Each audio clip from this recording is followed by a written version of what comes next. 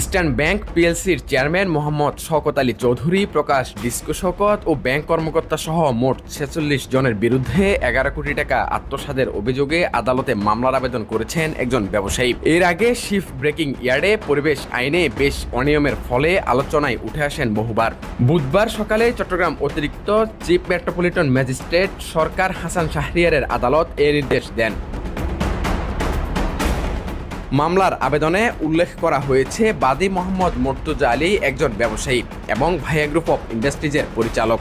২০১৭ সালে তিনি eastern bank ওয়ারনিজাম শাখায় ৫ কোটি ২০ লাখ টাকা সঞ্চয় হিসেবে জমা করেন, কিন্তু ব্যাংকের নিয়ম অনুযায়ী সঞ্চয় হিসেবের উপর ৭% মুনাফা পাওয়ার কথা থাকলেও ব্যাংক তা দেয়নি। পরে ব্যাংকে থাকা অর্থের পরিমাণ মুনাফা সহ ৬ কোটি ১০ লাখ টাকা দাঁড়ালে মর্তুজা আলী সেই অর্থ ইস্টার্ন ব্যাংকের চাঁদগাঁও শাখায় স্থানান্তর করেন। ২০১৭ ও ১৮ সালে মর্তুজা আলী ইস্টার্ন ব্যাংকের চাঁদগাঁও শাখায় ৫ কোটি ৮০ লাখ টাকার ৬টি এফডিআর খোলেন এবং এর বিপরীতে একটি ওএসডি ঋণের জন্য আবেদন করেন। ২০১৯ সালে বিদেশে থাকার সময় তিনি ব্যাংকটির চাঁদগাঁও শাখায় তার নামে ২টি জাল সঞ্চয়ী অ্যাকাউন্ট ও ৪টি জাল ঋণ অ্যাকাউন্টের বিষয়ে জানতে পারেন। তিনি জানান, জাল স্বাক্ষর ও ভুল তথ্য দিয়ে ওই অ্যাকাউন্ট দিয়ে ৯ কোটি ৭৭ লাখ ৩২ হাজার ৬৬৭ টাকা লেনদেন করে ৫ কোটি ৪৪ লাখ ৯৪ হাজার টাকা আত্মসাৎ করা হয়েছে।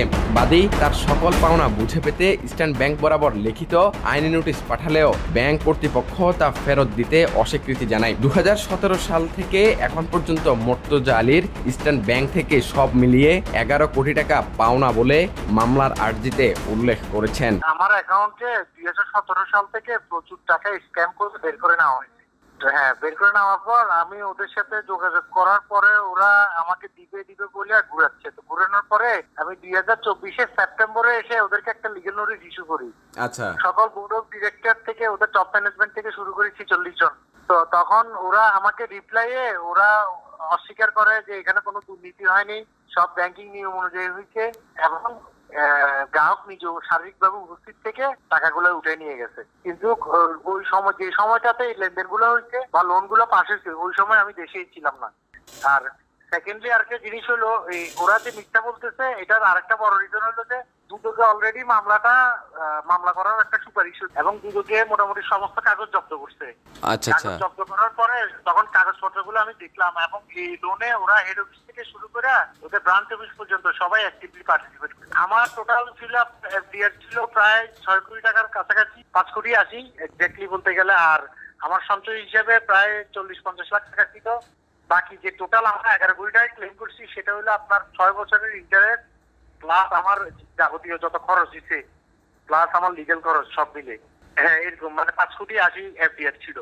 আর আরো ৪০-৫০ লাখ টাকা সঞ্চয় হিসেবে ছিল। আমি হলাম যে আপনার ভাইয়া গ্রুপের একজন পরিচালক।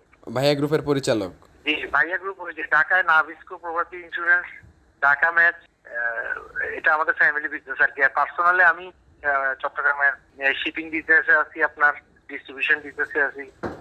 একবার না কিভাবে ছিল এটা নিয়ে নিউজ হয়েছে, বেলা যে প্রতিষ্ঠানটা আছে ওনারা মনে মামলা করার কথা ছিল, মামলা মনে হয়েছেও। এ বিষয়ে বাদী পক্ষের আইনজীবী অ্যাডভোকেট হেলাল বিন মঞ্জুর তামিম বলেন, এফডিআর এর লাভ সহ সর্বমোট ১১ কোটি টাকা আত্মসাতের অভিযোগে ইস্টার্ন ব্যাংক চেয়ারম্যান সহ মোট ৪৬ জনের বিরুদ্ধে মামলার আবেদন করা হয়েছে। আদালত মামলার আবেদন গ্রহণ করে সিআইডিকে তদন্তের নির্দেশ দিয়েছেন। উল্লেখ্য, ইস্টার্ন ব্যাংক পিএলসির চেয়ারম্যান ও ধনাঢ্য ব্যবসায়ী শওকত আলী চৌধুরী চট্টগ্রাম সহ সারা দেশে ডিস্কো শওকত হিসেবে খ্যাত এবং পরিচিত। এছাড়াও নানান অনিয়ম ও দুর্নীতির কারণে আলোচনায় এসেছেন বহুবার, হয়েছে নিউজের শিরোনামও।